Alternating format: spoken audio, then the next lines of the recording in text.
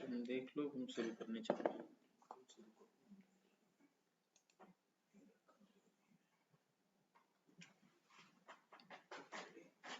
आप सभी का बहुत बहुत स्वागत है अड्डा 24x7 पर।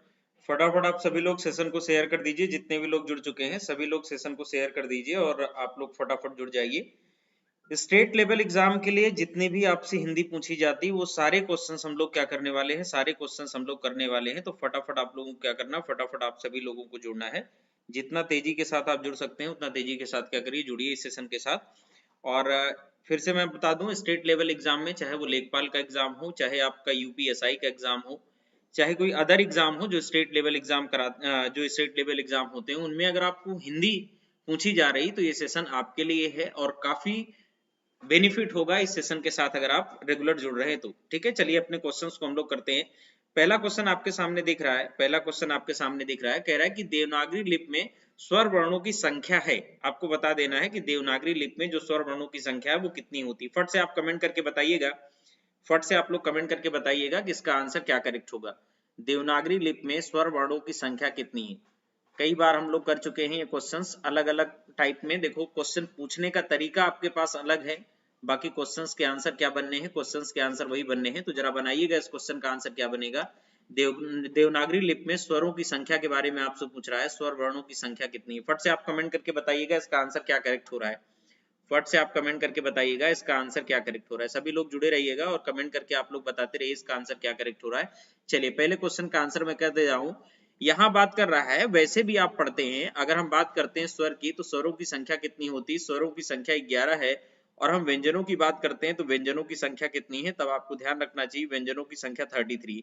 तो यहाँ आपसे देवनागरी पूछ रहा है यानी हिंदी में स्वरों की संख्या पूछ रहा है, यानी आपको आंसर क्या करना है, आपको आंसर फर्स्ट कर देना है।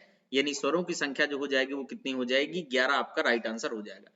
व्यंजनों की संख्या 33 है और व्यंजन जो 33 या 33 होते हैं उनकी भी 3 कैटेगरी है, वो आप देख लो सभी लोग। पहला कौन सा हो जाएगा, स्पर्श व्यंजन हो जाएगा। और स्पर्श व्यंजन कितने होते हैं, स्पर्श व्यंजन है 25 है। बाकी आप देखेंगे तो आपको मिलेगा अंतस्थ व्यंजन, अंतस्थ व्यंजन भी कितने हैं, 4 हैं। और फिर आपको मिलेगा क्या, उस व्यंजन, और उस व्यंजन भी कितने मिलेंगे आपको, 4 मिलेंगे। और जब इनको आप काउंट करेंगे तो कितना आ जाएगा, तब आप कहेंगे 33 या 33 आ जाएगा। और स्वरों की संख्या कितनी हो जाएगी, तो स्वरों की संख्या 11 हो जाएगी। आपसे कई बार ये क्वेश्चन पूछा जाता है कि हिंदी वर्णमाला में स्वरों की संख्या बताइए, आपको बताना होता है 11, व्यंजनों की संख्या बताइए 33, स्पर्श व्यंजनों की संख्या बताइए, तब आपको आंसर करना है 25, अंतस्थ व्यंजनों की संख्या बताइए, तब आपको आंसर करना है 4, उस व्यंजनों की संख्या बताइए 4। अंतस्थ व्यंजन की अगर बात करोगे कि कौन कौन से ऐसे व्यंजन हैं जिन्हें अंतस्थ व्यंजन कहा जाता है, तब आपको ध्यान रखना है या, रा, ला और वा को किस कैटेगरी में रखा गया है, या, रा, ला, वा को अंतस्थ व्यंजन की कैटेगरी में रखा गया है। जबकि अगर हम उस व्यंजन की बात करेंगे तब आपको ध्यान रखना है, तब आपको ध्यान रखना है तीनों सा को रखना है, स, ख, स और ह, ये किसकी कैटेगरी में आते हैं, तब आपको ध्यान रखना है इन्हें उस व्यंजन की कैटेगरी में रखा गया है। तो शायद ये क्वेश्चन आपको पूरी तरह से क्लियर हो गया होगा। नेक्स्ट क्वेश्चन पे हम लोग चलते हैं। सभी का बहुत बहुत स्वागत है, जितने भी लोग जुड़ चुके हैं सभी को वेरी वेरी गुड आफ्टरनून। जितने भी लोग आप लोग आ चुके हैं सभी का वेरी वेरी गुड आफ्टरनून। ठीक है, सेकंड क्वेश्चन है आपके सामने, कह रहा है कि देवनागरी लिपि का विकास किससे हुआ है, देववाणी से, खरोष्ठी से, ब्राही से या सिंधु लिपि से। फट से आप कमेंट करके अपना नेक्स्ट क्वेश्चन का आंसर भी बताइएगा कि नेक्स्ट क्वेश्चन का आंसर क्या करेक्ट हो रहा है। नेक्स्ट क्वेश्चन आपके सामने है, देवनागरी लिपि का विकास किससे हुआ है। सेकंड क्वेश्चन आपके सामने है, इस क्वेश्चन का आंसर भी आप कमेंट करके बताइएगा कि इस क्वेश्चन का आंसर क्या करेक्ट हो रहा है। फटाफट सभी लोग जुड़िएगा, सेशन को आप लोग शेयर कर दीजिए और आंसर करिए, देवनागरी लिपि का विकास किससे हुआ है, देववाणी से हुआ है, खरोष्ठी से हुआ है, ब्राह्मी से हुआ है या सिंधु लिपि से हुआ है। फट से आप कमेंट करके अपना आंसर भेजिएगा क्या आंसर सही कर रहे हैं। ठीक है, कहीं कहीं 13 लिखा होता है। नेहा रानी जी, मैं आपको अभी आपको क्लियर कर दे रहा हूं, वो जो 13 लिखा है वो क्या है। ठीक है, वैसे स्वरों की संख्या जब भी पूछी जाए आपको करना है स्वरों की संख्या कितनी है, तब आपको करना है हमेशा 11 है। यहाँ जो आंसर करेक्ट हो जाएगा वो क्या करेक्ट हो जाएगा, ब्राह्मी आंसर करेक्ट हो जाएगा। यानी क्वेश्चन नंबर सेकंड का जो आंसर होगा वो सी विकल्प क्या होगा, सी विकल्प राइट हो जाएगा। एक आपका डाउट है, मैं आपके डाउट को दूर कर देता हूं। देखो, स्वरों की संख्या जब भी आपको ध्यान रखना है, स्वरों की संख्या कितनी है, जब भी पूछा जाए आपको 11 ही करना है। दो वर्ण जो होते हैं वो अयोगवा वर्ण होते हैं, समझिएगा। जब आपसे पूछा जाए हिंदी वर्णमाला में अयोगवा वर्ण बताइए, जो आपका डाउट है जहां तक मैं समझ पा रहा हूं, अयोगवा वर्ण अंग और अह होता है। क्या होता है, अंग और अह होता है। लेकिन इसको आपको ध्यान रखना है, अंग अह नहीं कहा जाता, इसको क्या कहा जाता है, इसको अनुस्वार कहा जाता है। पहले वाले को अनुस्वार कहा जाता है और अनुस्वार का जो रूप है इस तरह से लिखा जाता है, इस तरह से लिखा जाता है, और दूसरे वालों को विसर्ग कहा जाता है, विसर्ग को इस तरह से लिखा जाता है, ब्रैकेट के अंदर लिखा हुआ है, तब आप ध्यान दे सकते हैं। जैसे अगर हम अनुस्वार के उदाहरण लिखें तो अंग लिख सकते हैं, तो अंग में जो बिंदी लगी है इसी को अनुस्वार कहा जाता है। विसर्ग की अगर हम बात करें तो विसर्ग में जो प्रातः लिखा हुआ है इसी को, जो बाद में यानी शब्द के बाद में जो बिंदी लगी हुई इसी को क्या कहा जाता है, विसर्ग कहा जाता है। तो जब भी आप ध्यान देंगे, जब भी आपको क्वेश्चंस बनाने हैं, आप ध्यान देंगे हमने कहा स्वरों की संख्या 11 ही है, कभी भी आपको 13 नहीं करना है। जो आप अंग अह में कंफ्यूजन क्रिएट कर रहे हैं वो अयोगवाह वर्ण होता है, और अयोगवाह वर्ण की संख्या कितनी होती, 2 होती। कौन कौन से, अंग अह। लेकिन जनरली इसे आप क्या कहते हैं, इसे कहते हैं आप अनुस्वार, और क्या कहते हैं, अनुस्वार और विसर्ग कहते हैं। शायद आपको नेहा रानी जी क्लियर हो गया होगा, ठीक है, क्लियर हो गया होगा आपको। मैंने क्वेश्चंस का आंसर आपके दे दिया है, जो आप कंफ्यूजन जहां थे उसको हमने क्लियर कर दिया, ठीक है। बाकी इस क्वेश्चन का आंसर देवनागरी लिपि का विकास किससे हुआ है, तब आपको याद रखना है देवनागरी लिपि का विकास ब्राह्मी से हुआ है, ठीक है। सभी को गुड आफ्टरनून, जितने भी लोग मेरे दोस्त जुड़ चुके हो सभी को गुड आफ्टरनून। और आप लोग नेक्स्ट सेशन की तरफ, नेक्स्ट क्वेश्चन की तरफ चलिएगा। संधि कैसा शब्द है ये आपको बताना है, तत्सम शब्द है, तद्भव शब्द है, देशज शब्द है, या विदेशज शब्द है, या विदेशी शब्द है। कमेंट करके आप लोग आंसर अपने बताओ, कमेंट करके आप लोग अपने आंसर बताओ, नेक्स्ट क्वेश्चन का आंसर आप लोग क्या करेक्ट कर रहे हैं, ठीक है। फटाफट आप लोग जुड़िएगा, नेक्स्ट क्वेश्चन का आंसर आप कमेंट करके बताएंगे। संधि शब्द कैसा शब्द है वो आप कमेंट करके बताइएगा, कमेंट करके बताएंगे नेक्स्ट क्वेश्चन का आंसर क्या करेक्ट हो रहा है। चलिए भाई, सभी का आंसर आना चाहिए, नेक्स्ट क्वेश्चन का आंसर आप लोग क्या करेक्ट कर रहे हैं। सभी लोग तेजी के साथ जुड़िए, अपने आंसर को आप लोग करिए कि क्या आंसर आप करेक्ट कर रहे हैं। ओके, चलिए फटाफट आप लोग आंसर करते रहिए। क्या आंसर आ रहा है आप लोगों का भाई, कमेंट करके बताएं, फटाफट आप लोग कमेंट करके बताएं कि नेक्स्ट क्वेश्चन का आंसर आपका क्या आ रहा है, ठीक है। हमारी हिंदी की क्लास टीचर्स अड्डा पे भी चल रही है, टीचर्स अड्डा पे भी चल रही है, टीचर्स अड्डा पे भी आप ज्वाइन कर सकते हैं। और टीचर्स अड्डा पे जो क्लास चल रही है उसका टाइमिंग है 8 से 9, मॉर्निंग में आपकी क्लास चल रही है 8 से 9 के बीच, वहां भी आप पहुंच सकते हैं। और वहां कॉन्सेप्ट की क्लास चल रही है, आज एक वर्णमाला की क्लास हुई है पार्ट 1 की, कल दूसरी क्लास होगी वर्णमाला पार्ट 2 की, ठीक है। संधि कैसा शब्द है, तब आपको ध्यान रखना है संधि कैसा शब्द है। संधि एक तत्सम शब्द है, कैसा शब्द है, तत्सम शब्द है। तो कई बार हम लोगों ने यहाँ यही इसी क्लास में किया हुआ है कि तत्सम और तद्भव शब्द क्या होते हैं, तत्सम और तद्भव शब्द क्या होते हैं। तब हमने बता रखा था जितने भी संस्कृत के शब्द होते हैं उन्हीं को क्या कहा जाता है, उन्हीं को तत्सम शब्द कहा जाता है। जबकि तद्भव क्या होते हैं, तब जो आम बोलचाल की भाषा के शब्द हैं, आम बोलचाल की भाषा का शब्द है उसी को क्या कहा जाता है, उसी को तद्भव शब्द कहा जाता है। अगर संधि की बात किया जाए तो संधि कैसा शब्द है, तब आपको ध्यान रखना है संधि तत्सम शब्द है, यानी पहला आंसर आपका क्या हो जाएगा, पहला आंसर आपका राइट आंसर हो जाएगा, ठीक है। नेक्स्ट क्वेश्चन की तरफ हम लोग चलते हैं। अगला क्वेश्चन है, कह रहा है लोटा कैसा शब्द है ना। शब्द में जब आप कैटेगरी पढ़ते हैं तो अलग अलग शब्द आपको दिया होता है, तद्भव शब्द, तत्सम शब्द, देशज शब्द, विदेशज शब्द, ये अलग अलग शब्द दिए होते हैं, जिसमें से आपसे पूछ रहा है कि लोटा कैसा शब्द है, तत्सम शब्द है, तद्भव शब्द है, देशज शब्द है, या विदेशज शब्द है। कमेंट करके आप लोग अपने आंसर बताइए, कमेंट करके आप लोग अपने आंसर बताइए क्या क्वेश्चन सही हो रहा है। कमेंट करके अपने आंसर आप लोग बताइए कि नेक्स्ट क्वेश्चन का आंसर क्या करेक्ट हो रहा है। नेक्स्ट क्वेश्चन का आंसर आप लोग करिएगा कि नेक्स्ट क्वेश्चन का आंसर आप क्या करेक्ट कर रहे हैं। फटाफट आप लोग जुड़िएगा और तेजी के साथ आप लोग आंसर भेजते रहिएगा कि क्या आंसर आप लोग करेक्ट कर रहे हैं, ठीक है। चलिए भाई, किसी का आंसर आया, बी आंसर आ रहा है, बी आंसर आ रहा है, तद्भव शब्द नहीं है, ये देशज शब्द है। कैसा शब्द है, तब आपको ध्यान रखना है देशज शब्द है, देशज शब्द है, यानी अपना आंसर करेक्ट क्या हो जाएगा, आंसर अपना करेक्ट हो जाएगा सी, ठीक है। सी आंसर करेक्ट हो जाएगा।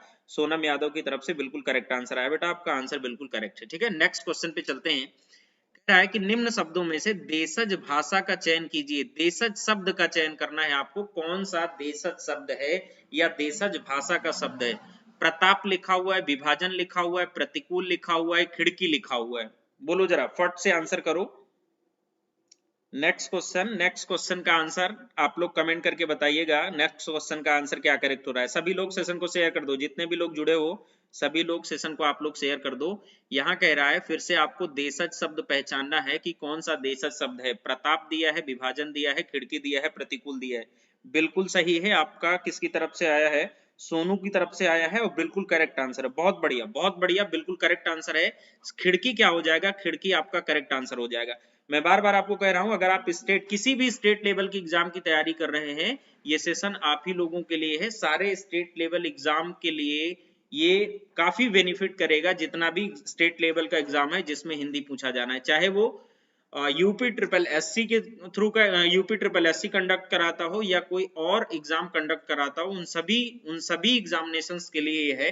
चलिए नेक्स्ट क्वेश्चन की तरफ बढ़ते हैं। कह रहा है कि परीक्षा शब्द निम्नलिखित में से किन वर्ग में आता है? आपसे पूछ रहा है परीक्षा शब्द निम्नलिखित में से किस वर्ग में आता है? तत्सम, तद्भव, देशज या विदेशज? फट से आप कमेंट करिएगा।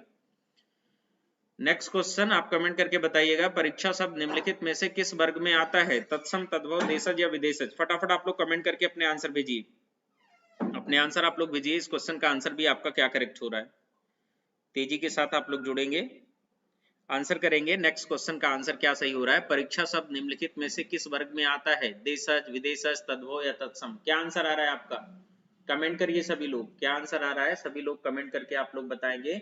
सभी लोग सेशन को लाइक कर देंगे जितने भी लोग जुड़े हुए हैं। यहाँ देखिए मैं आपको बता दूं, ए आंसर आ रहा है, तत्सम शब्द है, बिल्कुल करेक्ट आंसर है। यहाँ तत्सम शब्द है। जब इसको इस तरह से लिखा जाता है, कई बार परीक्षा को ऐसे लिख दिया जाता है, तो जब इस तरह से लिखा होता है तब ये तद्भव शब्द होता है, और इसका जब तत्सम बना देते हैं तो ये क्या हो जाता है? परीक्षा हो जाता है। और ये क्वेश्चन कई बार वर्तनी में भी क्या किया जाता है? वर्तनी में भी आपसे पूछा जाता है, तो आपको ध्यान रखना है ये वर्तनी का भी क्वेश्चन बनता है। बिल्कुल बी पे लॉक किया जाए, बी तद्भव शब्द होगा, परीक्षा तत्सम शब्द है। कैसा शब्द है? तत्सम शब्द है, यानी ए पे आपको लॉक करना होगा, बी पे लॉक नहीं करना है। ए आंसर क्या होगा? ए आंसर आपका करेक्ट आंसर होगा। ठीक है, नेक्स्ट क्वेश्चन पे चलते हैं हम लोग। देखिए यहाँ कुछ मुहावरे दिए हुए हैं, उन मुहावरों का अर्थ आपको बताना है। नीम, हकीम, खतरे, जान का अर्थ क्या है? आप लोग कमेंट करके बताइएगा। कुछ मुहावरे आपके सामने दिए हुए हैं, उनका अर्थ आपको बताना है। नीम, हकीम, खतरे, जान का अर्थ है अल्प ज्ञान हानिकारक होता है, नीम के कड़वेपन का ज्ञान होना, नीम के प्रयोग हकीम द्वारा करना, या उक्त में से कोई नहीं। कमेंट करके आप लोग बताएंगे कि नेक्स्ट क्वेश्चन का आंसर आपका क्या सही होगा। जो मुहावरा आपके सामने दिया हुआ है इसका क्या आंसर करेक्ट होगा? फट से कमेंट करिएगा। कमेंट करके आप अपने आंसर बताइएगा कि इस क्वेश्चन का आंसर आपका क्या करेक्ट हो रहा है। नेक्स्ट क्वेश्चन का आंसर आप लोग करेंगे। नेक्स्ट क्वेश्चन आ चुका है आपके सामने, इसका आंसर आप लोग करेंगे। क्या आंसर इसका करेक्ट हो रहा है? फटाफट आप लोग जुड़िएगा इस सेशन के साथ और आंसर करिएगा कि आपके क्वेश्चन का आंसर क्या करेक्ट हो रहा है। ठीक है, जुड़ जाइए। आपका जो आंसर आना चाहिए वो कौन सा आना चाहिए? फर्स्ट आंसर आना चाहिए, पहला आंसर आना चाहिए, पहला आंसर आना चाहिए। यानी आंसर आपका करेक्ट हो जाएगा क्या? अल्प ज्ञान हानिकारक होता है। नीम, हकीम, खतरे, जान का मतलब है अल्प ज्ञान क्या होता है? खतरनाक होता है, हानिकारक होता है। यानी ऑप्शन आपका क्या हो जाएगा? ए सही हो जाएगा। बिल्कुल विवेक यादव जी, ठीक है। अल्प ज्ञान खतरनाक होता है, इसका ये मतलब होता है, यानी ए विकल्प आपका सही हो जाएगा। नेक्स्ट क्वेश्चन है, घुटने टेकना मुहावरे का सही अर्थ बताओ जरा। घुटने टेकना मुहावरे का सही अर्थ बताओ। आपके सामने विकल्प दिया हुआ है, घुटने में दर्द होना, दुखी होना, हार मान लेना, विजय प्राप्त करना। कमेंट करके आप लोग आंसर बताओ। नेक्स्ट क्वेश्चन आपके सामने आ चुका है, इस क्वेश्चन का भी आंसर आपको करना है। घुटने टेकना मुहावरे का क्या अर्थ होगा? घुटने में दर्द होना, दुखी होना, हार मान लेना, या विजय प्राप्त करना? फट से कमेंट करो। सभी का बहुत बहुत स्वागत है भाई, जितने भी लोग जुड़ चुके हैं, और आप लोग अच्छा आंसर भी कर रहे हैं, है ना। आंसर भी आप लोग निकाल रहे हैं। घुटने टेकना मतलब हार मान लेना। कोमल सोनी की तरफ से आंसर आ रहा है, बिल्कुल करेक्ट आ रहा है। देखिए इस क्वेश्चन का आंसर सभी का करेक्ट आया है, तो यहाँ आंसर क्या हो जाएगा? सी आंसर आपका करेक्ट हो जाएगा, यानी हार मान लेना क्या है? इसका आंसर हो जाएगा। ठीक है, बिल्कुल बिल्कुल करेक्ट आंसर है। नेक्स्ट क्वेश्चन पे हम लोग चलते हैं। अगला क्वेश्चन है, उड़ती चिड़िया के पंख गिनना मुहावरे का सही अर्थ जरा बताओ क्या होगा। यहाँ देखिएगा दो ऑप्शन आपके सामने दिए हुए हैं और करेक्ट आंसर आपका आना चाहिए। अनुभवी होना भी लिखा हुआ है और असंभव कार्य करना भी लिखा हुआ है।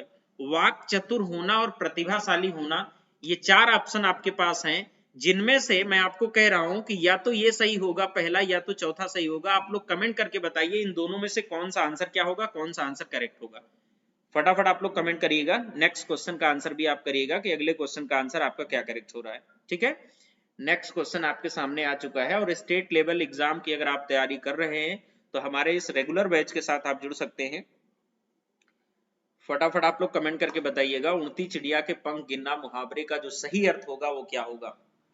ए आंसर है अनुभवी, आप लिख रहे हैं अनुभवी होना। ठीक है,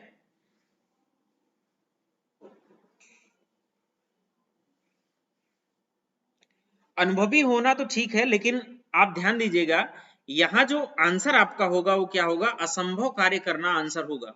मतलब एक असंभव काम है उड़ती चिड़िया का क्या करना, पंख गिनना, यानी इस मुहावरे का जो अर्थ है वो क्या है, असंभव कार्य करके दिखाना। इस मुहावरे का अर्थ है ना कि अनुभवी होना, इस मुहावरे का अर्थ है, ये बात आप ध्यान रखेंगे। ठीक है, नेक्स्ट क्वेश्चन पे चलते हैं।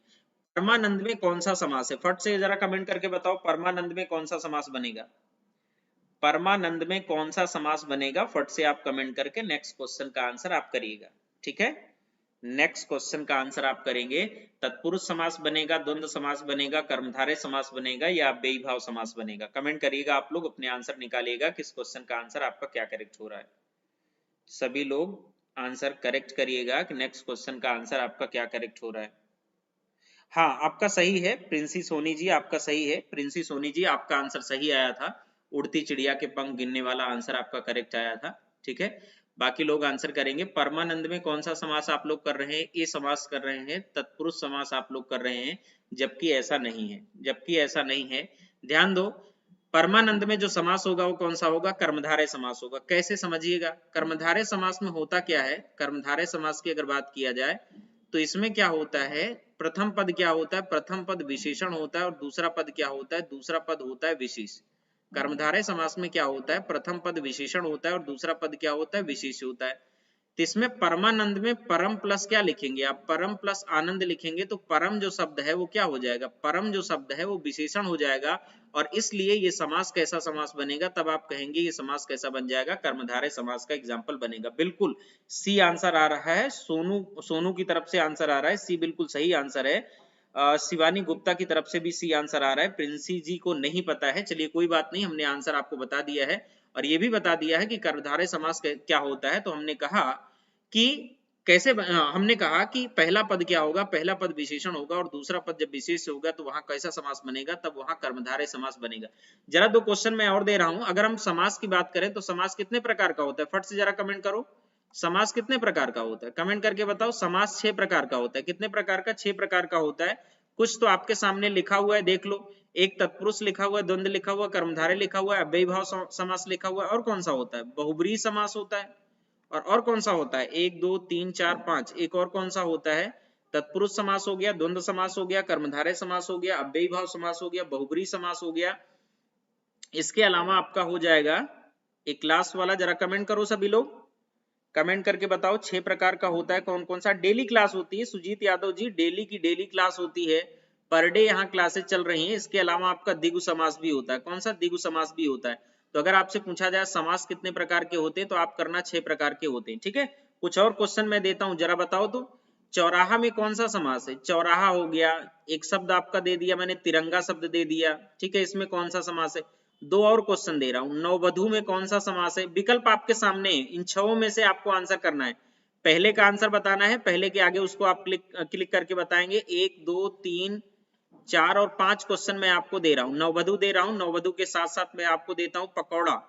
ठीक है, पकौड़ा में कौन सा समास है या पकौड़ी में कौन सा समास है। ठीक है, अगला क्वेश्चन है आपके सामने, अन्य जल में कौन सा समास है, अन्य जल, फटाफट जरा कमेंट करके बताओ। 5 क्वेश्चन है आपके सामने, पांचों क्वेश्चन के आंसर जरा बताओ क्या सही होगा। सर आपकी क्लास डेली कितने बजे स्टार्ट होती है, प्रिंसी सोनी जी मैं आपको बता दूं, हमारी क्लास जो स्टार्ट होती है 2 से 3 के बीच में होती है, एसएससी अड्डा पे क्लास होती है 2 से 3 के बीच में होती है, तो आपको ध्यान रखना है 2 से 3 पीएम के बीच में आपको जुड़ना है एसएससी अड्डा पे। और अगर आप मॉर्निंग में क्लास करना चाहते हैं तो मॉर्निंग में 8 से 9 एएम के बीच में, मॉर्निंग में 8 से 9 एएम के बीच में हमारी क्लास होगी। और 8 से 9 एएम के बीच में कहाँ होती क्लास, टीचर्स अड्डा पे क्लास होती। टीचर्स अड्डा एक चैनल है, वहां हमारी क्लास होती है, तो टीचर्स अड्डा लिख के आप सब्सक्राइब कर लीजिए, कल वहां क्लास चलेगी तो वहां आप ज्वाइन करिएगा। बहुत सही, चौराहा में आप लिख रहे हैं द्वंद्व समास होगा, ऐसा नहीं है भाई, 4 राहों का समूह क्या होगा, चौराहा का जब विग्रह करेंगे तो क्या बनेगा, मैं यहां लिख दे रहा हूं, चौराहा का जब विग्रह करेंगे तो बनेगा 4 राहों का समूह, समझो 4 राहों का समूह। और यहाँ कौन सा समास हो जाएगा, तब आप कहेंगे द्विगु समास हो जाएगा। द्विगु समास क्या होगा, जहां भी संख्या आएगी वहां क्या होगा, द्विगु समास हो गया, संख्यावाची द्विगे। तो यहाँ पहला पद क्या आया, 4, दूसरा पद क्या आया, राह आया, तो जहां संख्या आया तो क्या हो गया, द्विगु समास हो गया, तब आपको ध्यान रखना है। तिरंगा, 3 रंगों का समाहार, इसमें भी क्या होगा, इसमें भी द्विगु समास होगा, और तिरंगा में भी कौन सा समास होगा, द्विगु समास होगा। अब देखिए नववधु में कौन सा समास होगा, सॉरी नववधु आपको लिखना है, नववधु लिखना है, न लिखना है वह लिखना है और नववधु लिखना है। नववधु में कौन सा समास होगा, तब आपको ध्यान रखना है नववधु में कर्मधारय समास होगा। अब आप कहेंगे यहां भी नंबर आ रहा है, लेकिन यहाँ नौ का मतलब क्या है, नौ का मतलब 9 नहीं है, जबकि नौ का मतलब क्या है, नया, और नया पुराना क्या है, तब आप कहेंगे नया पुराना विशेषण है, और इसलिए नववधु में कौन सा समास हो जाएगा, कर्मधारय समास हो जाएगा। पकी हुई बड़ी, कच्चा पका क्या है, तब इसमें भी क्या बनेगा, कर्मधारय समास बनेगा। और लास्ट वाले में अन्य जल में कौन सा समास बनेगा, तब आप ध्यान रखेंगे अन्य जल में आपका द्वंद्व समास बनेगा। ठीक है, तो आपको इस तरह से याद रखना है और बहुत तेजी के साथ क्या करना है, बहुत तेजी के साथ आपको जुड़ना है। पर डे सेशन होता है और इस सेशन में आप लोग जितना ज्यादा जुड़ पाओ उतना ज्यादा क्या करो, जुड़ो। और स्टेट एग्जाम की अगर तैयारी कर रहे हो तो स्टेट एग्जाम की तैयारी के लिए बहुत ही बेनिफिट है आपका। एक क्वेश्चन ले आएंगे, उससे रिलेटेड कम से कम 10-12 क्वेश्चन, 15 क्वेश्चन आप करेंगे, कैसे आपको तैयार नहीं होगा। समास एक दिन में आपका पूरा का पूरा क्या होगा, पूरा का पूरा आपका रिवाइज हो जाएगा। ठीक है, नेक्स्ट क्वेश्चन पे हम चल सकते हैं शायद। अगले क्वेश्चन पे आओ जरा। यथाशीघ्र में समास बताओ कौन सा समास होगा, कमेंट करो जरा। यथाशीघ्र में कौन सा समास है, द्वंद्व समास, कर्मधारय समास, तत्पुरुष समास, नन ऑफ दीज दिया है, जरा आंसर करो क्या सही होगा। फटाफट आप लोग कमेंट करके अपने आंसर भेजेंगे, क्या सही होगा। यथाशीघ्र शब्द में समास है, द्वंद्व समास, कर्मधारय समास, तत्पुरुष समास या नन ऑफ दीज, इनमें से कोई नहीं। चलिए फटाफट आप लोग कमेंट करके अपने आंसर बताइए, क्या आंसर सही कर रहे हैं। सभी के आंसर आने चाहिए। और कल जो है टीचर्स अड्डा पे आप लोग मिलिए, कितने बजे, 8 से 9 के बीच में मिलिए, वहां भी पूरे 1 घंटे की कॉन्सेप्ट की क्लास चलती है। चलो फटाफट आंसर करो। कर्मधारय समास, अरे नहीं, इसमें विशेषण विशेष कहां दिख रहा है जयवीर जी, जयवीर सैनी जी, देखिएगा जब आपको क्या मिले, पहला पद जब आपको अव्यय दिखे, पहला पद जब आपको अव्यय दिखे तो वहां अव्ययी भाव समास होगा। और यहाँ जो आंसर हो जाएगा नन ऑफ दीज, इसमें कौन सा समास बनेगा, तब आपको ध्यान रखना है अव्ययी भाव समास बनेगा। कौन सा, अव्ययी भाव समास बनेगा। इसमें जो समास बनेगा वो अव्ययी भाव समास बनेगा, क्योंकि यहां अगर आप देख पा रहे होंगे तो यथा जो शब्द है वो पहला पद क्या है, यथा शब्द अव्यय अव्यय है, और जब भी पहला शब्द अव्यय होगा वहां क्या बनेगा, अव्ययी भाव समास बनेगा। जैसे अगर हम कह दे प्रतिदिन में कौन सा समास है, तब भी आप कहेंगे प्रतिदिन में भी अव्ययी भाव समास है। अगर आपसे कह दिया जाए भर पेट में कौन सा समास है, तब भी आपका क्या बनेगा, तब भी आपका अव्ययी भाव समास बनेगा। अगर कह दिया जाए यथा स्थिति में कौन सा समास है, तब भी आप क्या बनाएंगे, यथा स्थिति में, तब भी आप क्या बनाएंगे, अव्ययी भाव समास बनाएंगे। तो आपको, हमें लगता है कि समझ में भी आ रही होंगी चीजें जो आपको कराई जा रही हैं, चीजें आपको समझ में भी आ रही होंगी। तो यहाँ आंसर जो आपका राइट हो जाएगा वो क्या हो जाएगा, राइट आंसर, करेक्ट आंसर आपका क्या हो जाएगा, तब आपको ध्यान रखना है करेक्ट आंसर आपका अव्ययी भाव समास हो जाएगा। ओके, सभी को क्लियर है। नेक्स्ट क्वेश्चन पे हम लोग चलते हैं। बिल्कुल अव्ययी भाव समास होगा शिवानी गुप्ता जी, और आप सागर जी भी लिख रहे हैं, नन ऑफ दीज लिख रहे हैं, इनमें से कोई नहीं, बिल्कुल आपका आंसर करेक्ट है।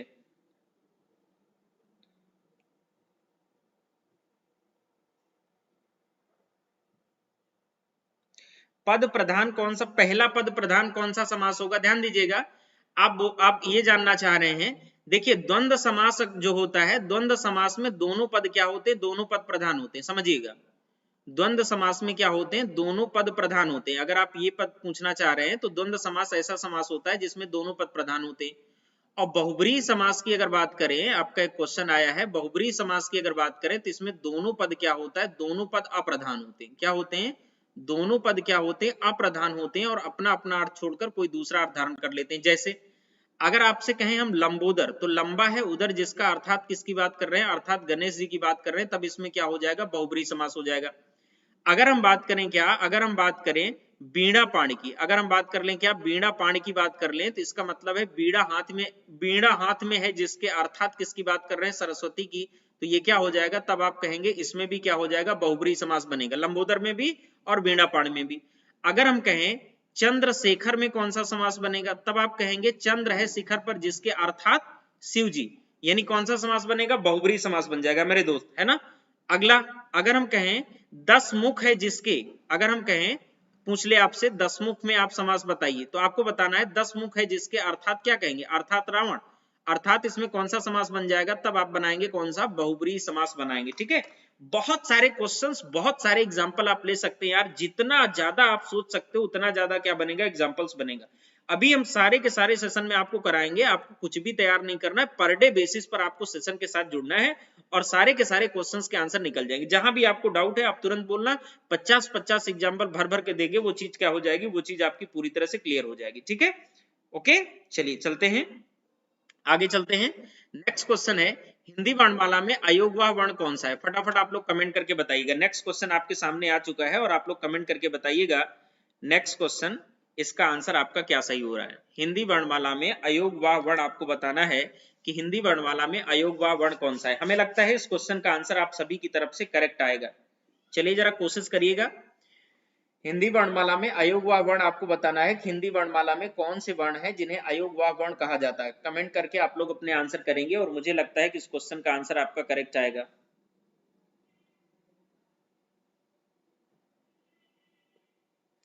ठीक है, फटाफट आप लोग कमेंट करिएगा क्या आंसर आपका करेक्ट हो रहा है। सी नहीं पता। ये देखिए अभी हमने क्लास स्टार्ट किया था तो एक मैडम ने डाउट पूछा था, मैंने क्लियर भी किया था जब क्लास स्टार्ट हुई थी, आप लोग जाके देख लेना, उसमें हमने आपको पढ़ाया था अभी अभी इसी क्लास में।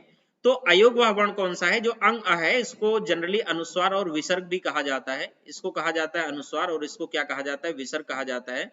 तो यार अनुसार मैंने लिख दिया है, इसको कहा जाएगा अनुस्वार। क्या कहा जाएगा? अनुस्वार। और इसको कहा जाता है क्या? इसको कहा जाता है विसर्ग। अनुस्वार और विसर्ग कैसे वर्ण होते हैं? तब आप कहेंगे हिंदी वर्णमाला में इन्हें किस नाम से? अयोगवाह वर्ण के नाम से जाना जाता है। तो आपका सी आंसर क्या हो जाएगा? सी आंसर आपका पूरी तरह से राइट आंसर हो जाएगा। ठीक है, चलो नेक्स्ट क्वेश्चन पे चलते हैं भाई, अगले क्वेश्चन की तरफ। क्या है शिव का विशेषण क्या होगा? जरा बनाओ, शिव का विशेषण क्या बनेगा? शिवेश, शैल, शैव या शंकर? फट से कमेंट करो, फट से कमेंट करो, फट से कमेंट करो क्या आंसर सही होगा। नेक्स्ट क्वेश्चन, नेक्स्ट क्वेश्चन आप लोग करेक्ट करिएगा, क्या आंसर सही होगा आपका। शिव का विशेषण क्या बनेगा? फट से आप लोग कमेंट करके बताइएगा शिव का विशेषण क्या बनेगा। शिव का विशेषण क्या बनेगा? तब आपको ध्यान रखना है शिव का जो विशेषण बन जाएगा वो क्या बनेगा?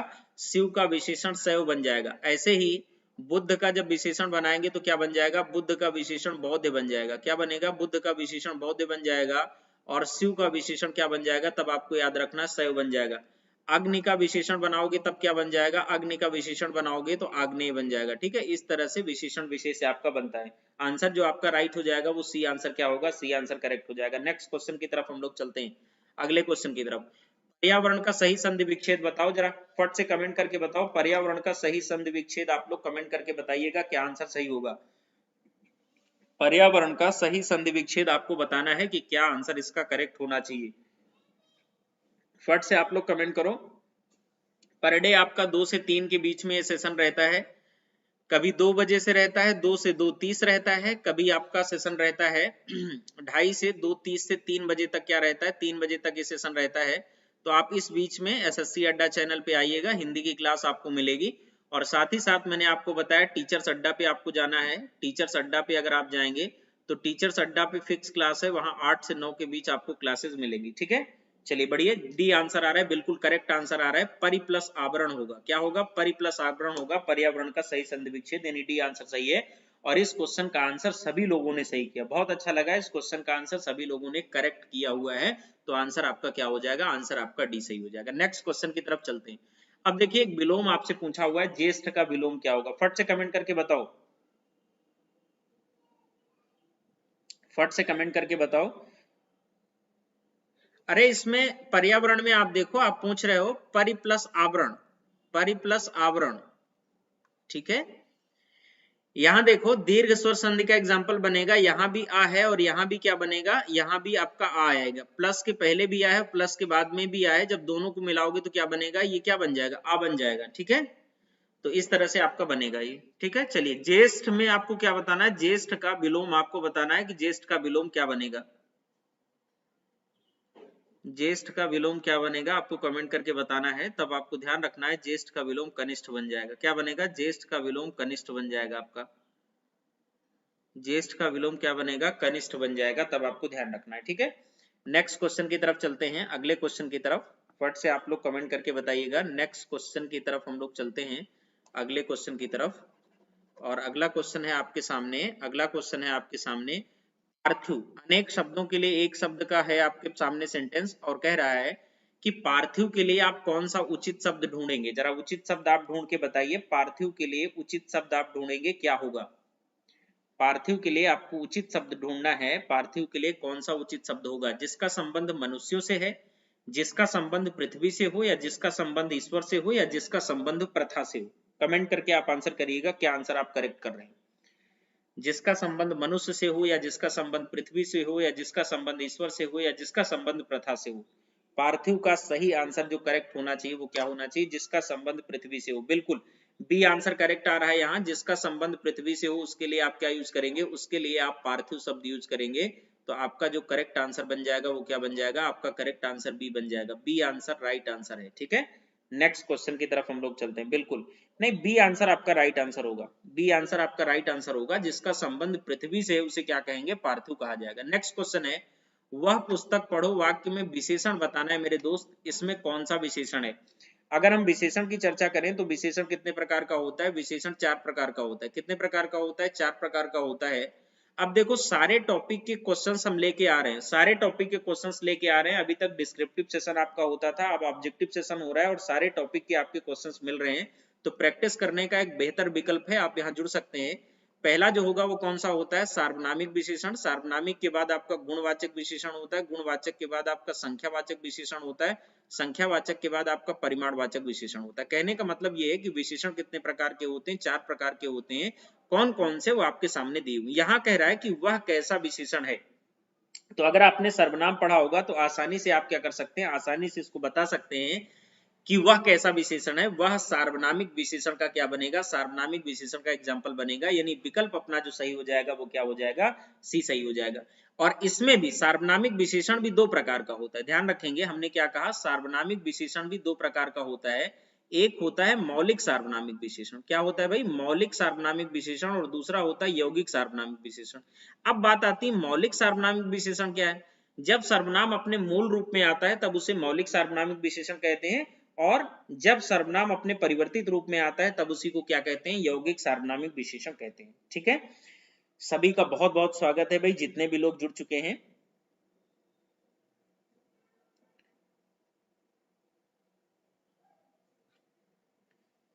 एसएससी सीएचएसएल का आपका जो, इसमें हिंदी एसएससी सीएचएसएल में नहीं आती, ये स्टेट लेवल एग्जाम के लिए आपका चल रहा है। जो स्टेट लेवल के एग्जाम होते हैं उनके लिए आपका चल रहा है, ठीक है। चलिए नेक्स्ट क्वेश्चन की तरफ चलते हैं हम लोग। अनुकूल का विलोम आपको बता देना है कि अनुकूल का विलोम क्या होगा। फट से आप कमेंट करिएगा, अनुकूल का विलोम क्या होगा, सकूल, प्रतिकूल, मनुकूल या अकूल। फट से आप कमेंट करिएगा।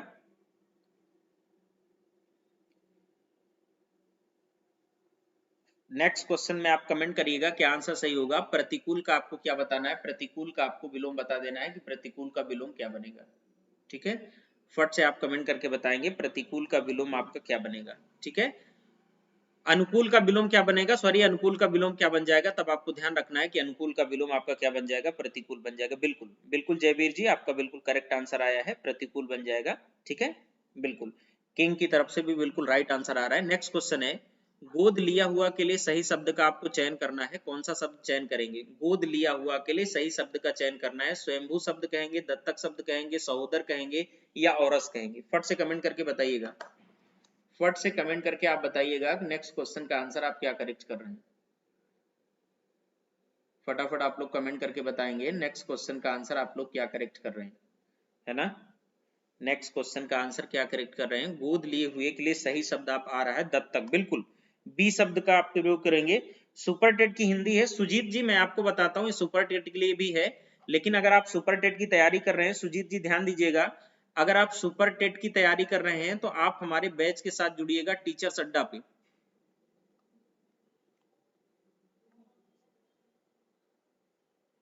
टीचर्स अड्डा पे आपको जुड़ना है, और टीचर्स अड्डा चैनल को आप सब्सक्राइब करिए। वहां हम आपको मिलेंगे टीचर्स अड्डा पे सुबह 8 से 9 के बीच में, 8 से 9 AM के बीच में। और आप जुड़िए, वहां पूरा कॉन्सेप्ट चल रहा है। और यहाँ आपका MCQ सेशन पर डे चल रहा है, यहाँ भी कॉन्सेप्ट चल रहा था, पीछे आप देखेंगे तो आपको बहुत सारे वीडियो यहाँ भी मिल जाएंगे, ठीक है। नेक्स्ट क्वेश्चन की तरफ चलते हैं हम लोग। अगला, संज्ञा शब्द नमक से बना विशेषण है। नमक से आप विशेषण बनाएंगे तो क्या बनेगा, कमेंट करो सभी लोग। नामक बनेगा, नामिक बनेगा, नमकीन बनेगा या नमकी बनेगा, कमेंट करके जरा बताओ। संज्ञा शब्द नमक से बना विशेषण है, नमक से आप कौन सा विशेषण बनाएंगे, जरा कमेंट करिएगा सभी लोग, क्या आंसर आप लोग करेक्ट कर रहे हैं। नेक्स्ट क्वेश्चन आपके सामने आ चुका है और इस क्वेश्चन का भी आंसर आपको करेक्ट करके बताना है कि इस क्वेश्चन का आंसर क्या करेक्ट हो रहा है। पर डे बेसिस पर आप लोग जुड़िए, निश्चित रूप से आपको बहुत ही फायदा मिलेगा आपके एग्जाम में, ठीक है। चलिए नेक्स्ट क्वेश्चन का आंसर करिएगा, क्या आंसर सही होगा। संज्ञा शब्द नमक से जब विशेषण बनाएंगे तो क्या बन जाएगा, तब आपको ध्यान रखना चाहिए। संज्ञा शब्द नमक से विशेषण बनाएंगे तब आपका नमकीन बन जाएगा, यानी सी विकल्प पे आप जाओगे और आपका राइट आंसर हो जाएगा। बिल्कुल, आप में से बहुत सारे लोगों ने सही आंसर भी किया है। शिवानी गुप्ता की तरफ से भी बिल्कुल आंसर सही आया है, जयवीर की तरफ से भी आंसर बिल्कुल करेक्ट आया है, सोनम की तरफ से, तनु मिश्रा की तरफ से भी आंसर बिल्कुल करेक्ट आया है। Okay, thank you. Next question, sorry, अब यहीं तक आपका है और आज का जो क्लास है वो आपका खत्म हो चुका है। नेक्स्ट क्लास अगले दिन फिर होगा, तो अगले दिन आप लोग जुड़िए। टीचर्स अड्डा पे जो क्लास होगी हमारी, मैंने आपको बोला 8 से 9 AM के बीच में होगी, और यहाँ जो क्लास होगी हमारी वो 2 से 2:30 के बीच में होगी। तो आप लोग यहाँ जुड़ सकते हैं इस चैनल पर। आप सभी लोगों का बहुत बहुत धन्यवाद, जितने भी लोग हमारे साथ जुड़े, बहुत बहुत धन्यवाद सभी लोगों का।